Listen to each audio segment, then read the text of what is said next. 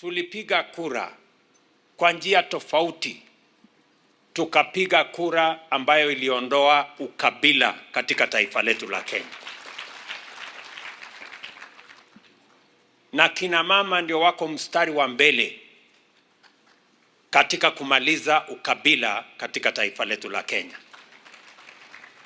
Ya pili, tulipiga kura kwa njia ya amani ajabu.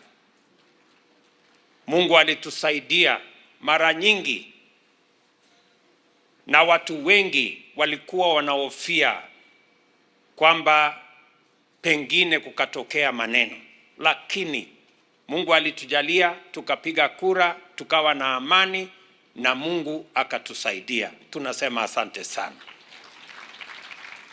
Na ya muhimu ya tatu ni kwamba watu wengi walikuwa wanahofia kwa sababu kulikuwa na mazungumzo kwamba kuna kitu inaitwa deep state, ingine inaitwa system, ingine inaitwa sijui machinery. Watu wakashangaa, hii kura yetu kweli ndio itaamua ama ni ile system itaamua? Mungu ni nani jameni? Kura ya mama mboga na bodaboda ndio iliamua,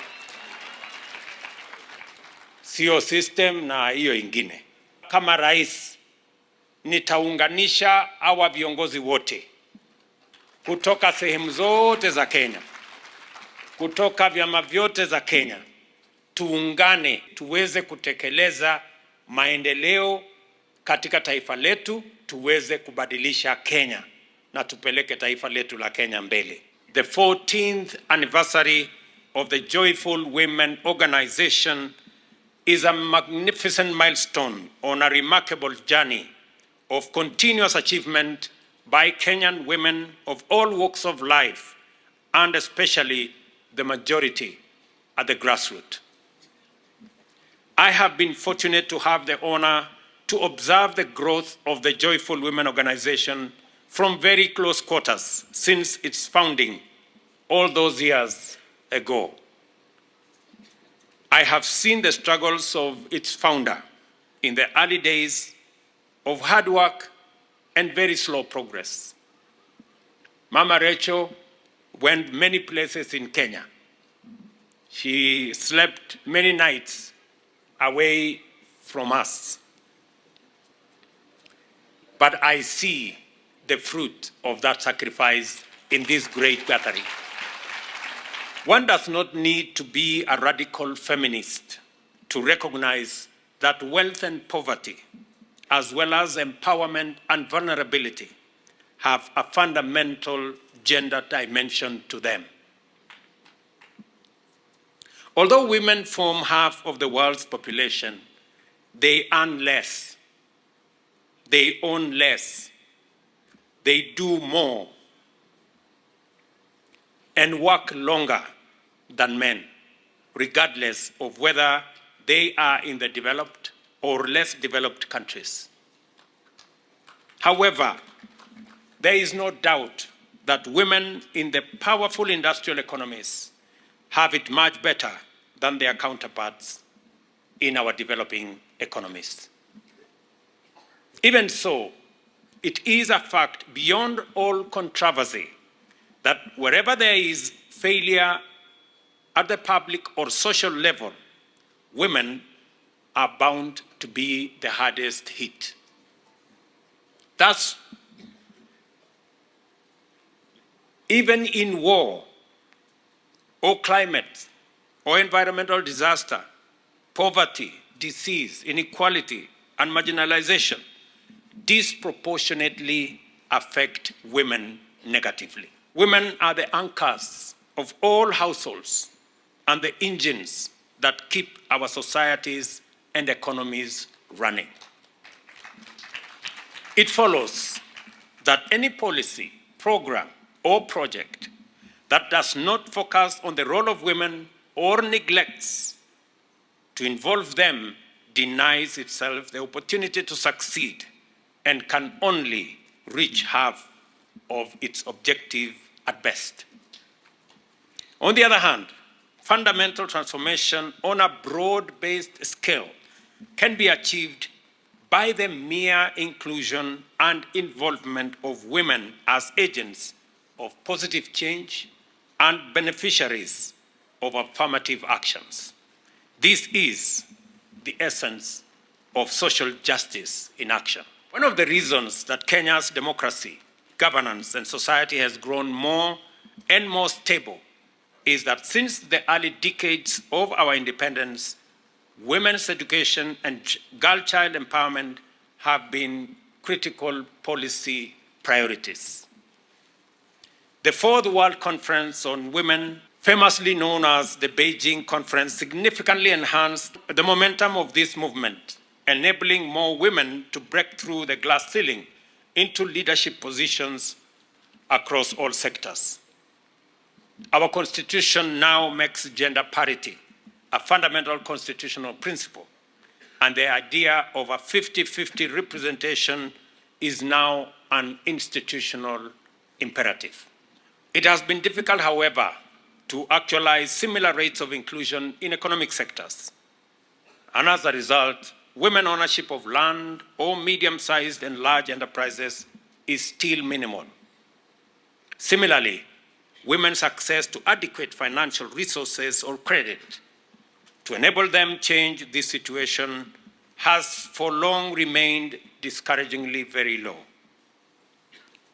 As a result, women are relegated to micro-enterprises, subsistence farming, and other marginal economic activities that struggle to meet their daily needs and cannot support savings or any meaningful investment. Without proper affirmative support, it is not only possible but also easy for women to be trapped in a vicious cycle of poverty. A tremendous proportion of our economic potential can be unlocked by simply enabling women to participate in greater production and productivity across every sector, because their participation will drive exponential growth. Many years of witnessing the growth of joyful women have enabled me to reflect at length about how best to deliver the economic inclusion of women. The challenge in financial inclusion, of course, is that the marginalized have nothing in the way of capital or collateral to invest in a business or obtain credit. As a result, those most in need of financial support are barred from accessing it. I am proud to acknowledge that Joyful Women Organization has successfully championed and delivered financial inclusion of women throughout Kenya, and that it has inspired our bottom-up economic transformation agenda in terms of financial inclusion. The organization has done much more, made greater strides, and achieved significant impact throughout Kenya. Malengo yetu na focus yetu iko katika vile tunaweza kuwawezesha wale wako chini pale katika bottom ya pyramid, vile tunaweza kuandamana na wao tukipanda ngazi ya maendeleo katika taifa letu la Kenya. Kina mama wengi ndio wanatusalishia chakula katika taifa letu la Kenya.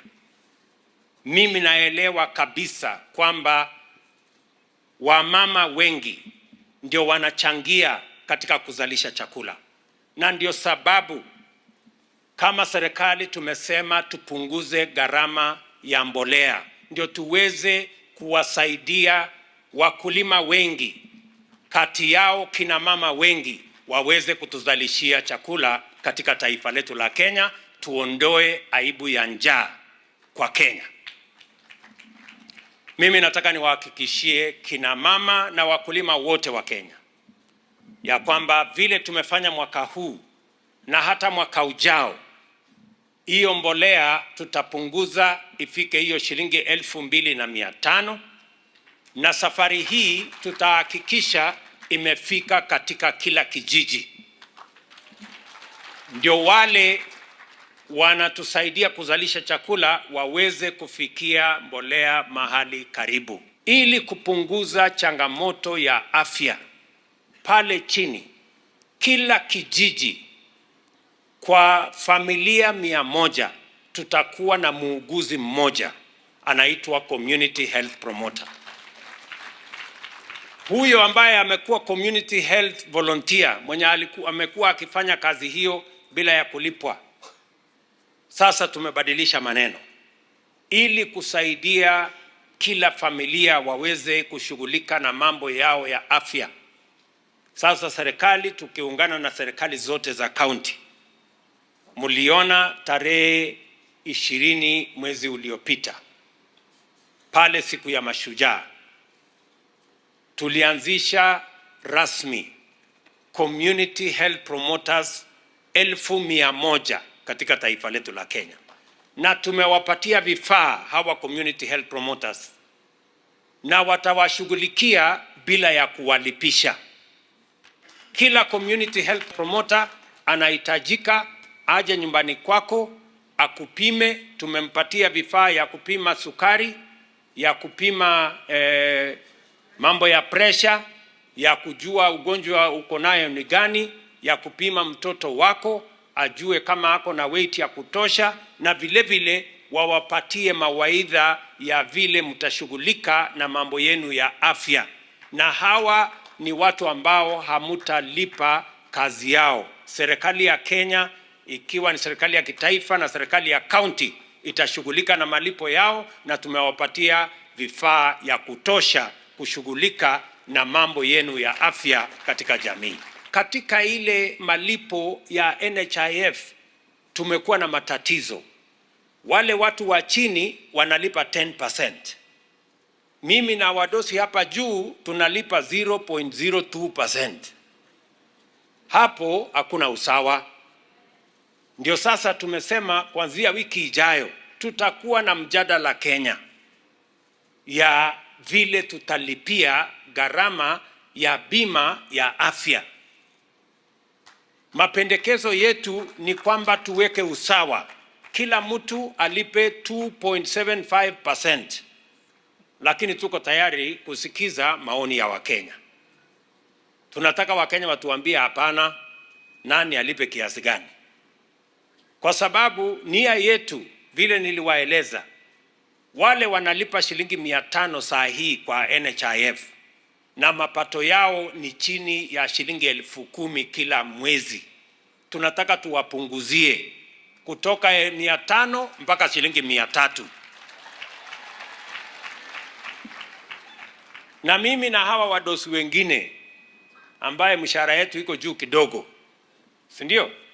Sisi pia tulipe sawasawa na wale wa huko chini, tulipe pia 2.75%. Mpango yetu ya housing, kwa sababu nimeona hapa na nimekuwa nikifuatilia, kina mama wengi wanashughulika na vile wataishi mahali pazuri. Kama nyumbani ni nyumba ambayo sio nyumba mzuri, ni mama ndiye anajali, ndiye anashughulika kusema ya kwamba tutapata nyumba mzuri kwa njia gani. Na ndio tumeweka sasa mpango ya housing. Hiyo mpango ambayo mmeambiwa hapa, wewe ukiwa ni mama, hiyo mpango ya housing tumeweka ili kila Mkenya aweze kufikia nyumba anunue. Tumekubaliana vile vile kama serikali ya kwamba wale wanaofanya kazi sokoni wengi ni kina mama. Umesikia vile gavana wa Nairobi amesema. Ni kweli ama si kweli? Sasa tumekubaliana ya kwamba, na nimeweka pesa tayari, karibu shilingi bilioni 30 ya kujenga soko 400 mpya Kenya. Kwa sababu tulikubaliana na kina mama, tunataka biashara ya kila mtu ifanyike mahali kuna heshima, mahali kuna maji, mahali kuna stima, mahali kuna usafi na mahali kuna dignity. Hizo masoko 400 tayari tumeyatangaza, na tungependa hiyo biashara iendelee. Mahali kuna stima unaweza kuendelea na biashara yako mpaka saa 3, saa 4, saa 5 bila ya kujali utarudi nyumbani namna gani. Kwa sababu mnafanya sasa biashara na hamuna uwezo wa kuweka katika digital platform, teknolojia kati yenu iko chini kidogo. Sasa tutatumia pesa ya serikali kusaidia vikundi zenu ili tuwaweke katika digital platform. Na sio nyinyi peke yenu, wale kina mama wote wanaofanya kazi sokoni, wale vijana wote na wako na vikundi. Si tuko na vikundi nyingi pale sokoni?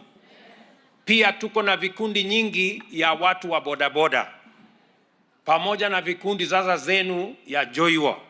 Nyinyi wote kuanzia Januari tunawapanga katika mtandao ya dijitali. Jambo la pili, ile pesa tumeweka ya serikali, pesa ya Hustler Fund na pesa ya Women Enterprise Fund. Katika ile kikundi yenu sasa, haitakuwa ni ile pesa yenu peke yake mmesave. Sasa tutawapatia pesa ya Women Enterprise Fund na tutawapatia pesa ya Hustler Fund. We are going to double the resources available for every group depending on the amount of saving they have made. Mpango yetu katika serikali hii ni kuhakikisha ya kwamba savings as a percentage of GDP, which is now at about 8 or 10%, we want to move it to 20 or 25% in the next 10 years. Ili msingi wetu kama taifa, tuwe na hazina yetu ambayo tumeweka, tuwe na akiba yetu ambayo tumeweka. Saa hizi tunakopa pesa nyingi kutoka nchi zingine kwa sababu wao walitutangulia kwa kuweka akiba. So badala ya sisi kwenda kukopa pesa kutoka watu wengine ambao wameweka akiba, tunataka tuweke akiba yetu. Ndio hata kama serikali inataka kukopa, ikope kutoka mama mboga, ama ikope kutoka mtu ya bodaboda, ama ikope kutoka Mkenya mwingine.